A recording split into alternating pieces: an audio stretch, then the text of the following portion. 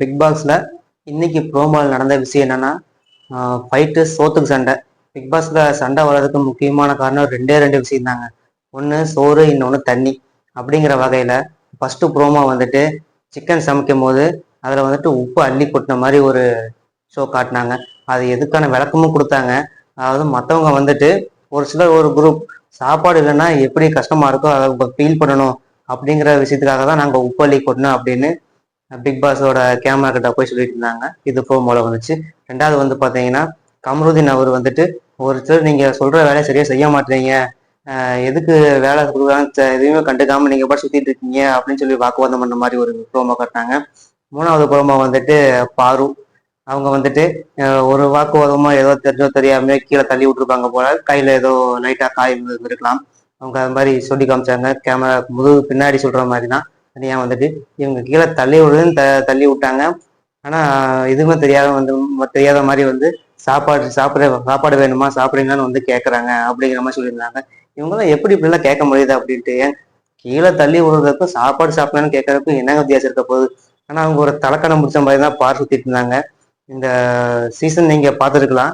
பாரு மட்டுமே அவங்க சொல்றது மட்டும்தான் எல்லாரும் கேட்கணும், அதுதான் உண்மை, அதுதான் நியாயம், மற்றவங்க சொல்றதெல்லாம் எதுவும் காதை கொடுத்து கேட்க வேண்டிய அவசியம் இல்லை அப்படிங்கிறத எஸ்டாப்ளிஷ் பண்ற மாதிரியே அவங்களோட ஆக்டிவிட்டிஸும் பேச்சுகளும் இருக்குது. அதுல யாரு கன்வின்ஸ் பண்ண ட்ரை பண்ணாலும் அவங்க எதிர திரும்ப திரும்ப ரிப்பீட் பண்ணிட்டே இருக்காங்க. ஸோ பேசினா டென்ஷன் தான் ஆயிரும். அப்படி நடந்த ஒரு உதாரணத்தை தான் இன்னும் சொல்ல போறேன். இந்த வீக்ல வந்துட்டு கேப்டன் யாருன்னு எடுத்துட்டாங்க. மூணு பேர்ல துஷார் அவரு, தல ரூம் அவரு இந்த டைம் ஹோல்ட் பண்ணிட்டாரு இந்த வீக்கு. அடுத்த வீக்கு கேப்டன் போட்டிக்கு நேரடியாக அவரு தகுதி பெற்றாரு இந்த கேப்டன் வாய்ப்பு மூலமா. ஸோ இந்த ஒரு விஷயத்துல வந்துட்டு கேப்டன் ஆனதும் அவர் முதல்ல ஃபேஸ் பண்ண விஷயம் அவர் கூட தான், பாரு கூட. அவங்களுக்குள்ள ஒரு டிஸ்கஷனும் அது பெரிய பிரச்சனை ஆகக்குள்ள நம்ம கேப்டனை அந்த பவர் நம்ம கையில வச்சுட்டு போய் தீர்த்து முடிச்சிடலாம் அப்படின்னு சொல்லிட்டு போய் பேசியிருக்காரு, அப்ரோச் பண்ணியிருக்காரு. அது நீங்க கேப்டனா நீங்க உங்க வேலையை பாருங்க, எனக்கு இது ஏன் பிரச்சனை, நாங்க எங்களுக்குள்ள பேசிட்டு இருக்கோம், எல்லாத்தையும் உங்ககிட்ட கேட்டு போகணும்னு அவசியம் இல்லை, எனக்கும் சுய புத்தி இருக்கு அப்படின்னு அவங்க பாட்டு பேச ஆரம்பிச்சிட்டாங்க.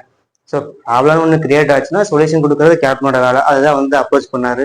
அவங்க கன்சிடர் பண்ணல, அது ஏன் இஷ்டம் அதெல்லாம் கேட்க மாட்டாரு, ரிப்பீட் பண்ணிட்டே இருந்தாங்க.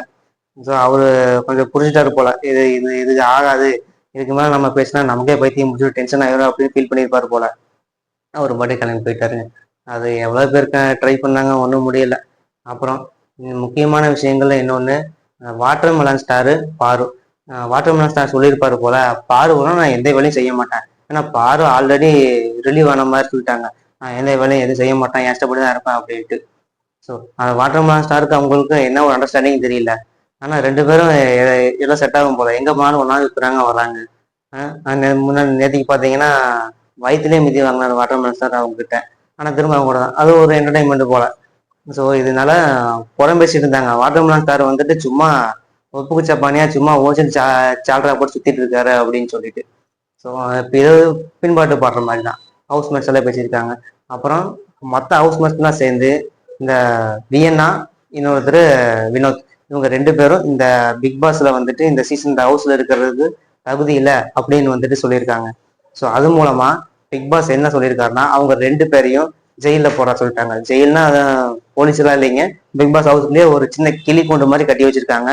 அந்த ஒரு அதுக்கும் ட்ரெஸ் ஃபார்மட்னு வச்சிருக்காங்க, ஜெயில் ட்ரெஸ் போட்டுன்னு சொல்லிட்டு. அதை போட்டு அதுக்குள்ள தள்ளிட்டாங்க. பிக் பாஸே சொல்லிட்டாரு வேற வழி இல்லை, ஹவுஸ் மேட்ச் அத்தனை பேர் சேர்ந்து முடிவு பண்ணா அதை பண்ணணும் போல. போன டைம் நான் பார்த்துருப்பேன், இந்த டைம் முன்னாடியே கொண்டு வந்து தள்ளிட்டாங்க போல. ஸோ இது ஒரு இஷ்யூவா கொண்டு போயிட்டு இருந்தாங்க. ஸோ இதுக்கப்புறம் ஃபாலோ பண்ணி பார்த்தீங்கன்னா, இந்த பிக் பாஸ்ல வந்துட்டு கேப்டனுங்கிற ஒரு பொறுப்பு கொடுக்கப்பட்டதுக்கு அப்புறம் இவர் வந்துட்டு பெருசா ஆர்ஸா எதுவும் கன்சிடர் பண்ணுவார்னு பார்த்தோம். ஆனா கொஞ்சம் சுதாரணமா சுதாரிச்சுட்டாரு போல.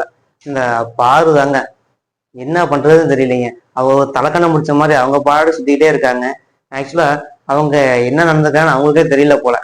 ஸோ நீங்க என்ன நினைக்கிறீங்க, அவங்களோட ஒப்பீனியன் என்ன, அவங்க எப்படி அண்டர்ஸ்டாண்ட் பண்ணிக்கிறாங்க அப்படிங்கிறத நீங்க கமெண்ட் பண்ணுங்க. இன்னொரு முக்கியமான விஷயம், நந்தினி அவங்க வந்துட்டு யாரோ வந்து சொல்லியிருப்பாங்க போல, நீ என்னப்பா எப்போ பார்த்தாலும் எல்லா பார்த்தும் சிரிச்சுக்கிட்டே இருக்க அப்படின்னு. அவங்க உடனே ஒரு மாதிரி ஆயிடுச்சு போல, தனியா அழுதுகிட்டு போயிட்டாங்க. அழுதுகிட்டே ஒரு பார்த்துட்டு போய் அழுதுட்டு இருந்தாங்க, புலம்பிட்டு இருந்தாங்க. யாரு கன்வின்ஸ் பண்ண போனாலும் நீங்க வராதீங்க போங்க அப்படின்னு வெளியே வச்சுட்டாங்க. போங்க அப்படின்னு சொல்லிட்டு எல்லாரும் வெளியே போங்க, பிக் பாஸ் வீடே அதிர்ற மாதிரி கத்தி விட்டாங்க. ஸோ அவங்களுக்குள்ள ஒரு ஒரு டிப்ரெஷன் போல. ஆக்சுவலா இந்த மாதிரி ஒரு 1 வீக் தான் ஆகுது பிக் பாஸ் இந்த சீசன் ஸ்டார்ட் பண்ணி. அதுக்குள்ள அவங்க ரூம்ல அடைச்சி வச்சிருக்கும் போது அவங்களுக்கு ஏதோ ஃபீல் ஆக போல, யாராவது ஒருத்தர் ஏதோ ஒன்று சொல்லிட்டா கூட இருக்கிறவங்க அவங்களால ஒரு ஏற்றக்கூடிய மனப்பக்கம் இல்லாம அவங்களுக்குள்ளே ஒரு டிப்ரெஷன், ஒரு தாழ்வு மனப்பான்மையை கிரியேட் பண்ணியிருப்பாங்க போல. அது மூலம் அவங்க சொன்ன விஷயம் என்னன்னா, அழுதே சொன்னாங்க, நான் எனக்கு இங்க இருக்க பிடிக்கல, என்னை வெளியே வந்து விட்டுங்க, நான் போய் பிச்சை எடுத்தாவது பொழைச்சிக்கிறேன் அப்படின்னு அந்த அளவுக்கு புலம்புற மாதிரி டிப்ரெஷன் ஆகி போச்சு போல. ஸோ வழக்கமா பிக் பாஸ் வந்துட்டு இந்த மாதிரியோட இதை சோதிக்கிறதுக்காக தான் டாஸ்க் எல்லாம் கொடுக்கறது. ஆனா இந்த சீசன்ல வந்துட்டு 5 நாள்லயே இவங்க தாக்கு பிடிக்கல, இந்த அளவுக்கு கதற ஆரம்பிச்சிட்டாங்க அப்படின்னா இந்த சீசன் ரொம்ப பயங்கரமான டாஸ்க்ல கெடுபிடி எல்லாம் காட்டுவாங்க பிக் பாஸ் அப்படின்னு. கொஞ்சம் டிஃப்ரெண்டா என்டர்டைனிங்கா கொஞ்சம் இன்ட்ரெஸ்டிங்கா மூவ் பண்ணுவாங்க நம்புறோம்.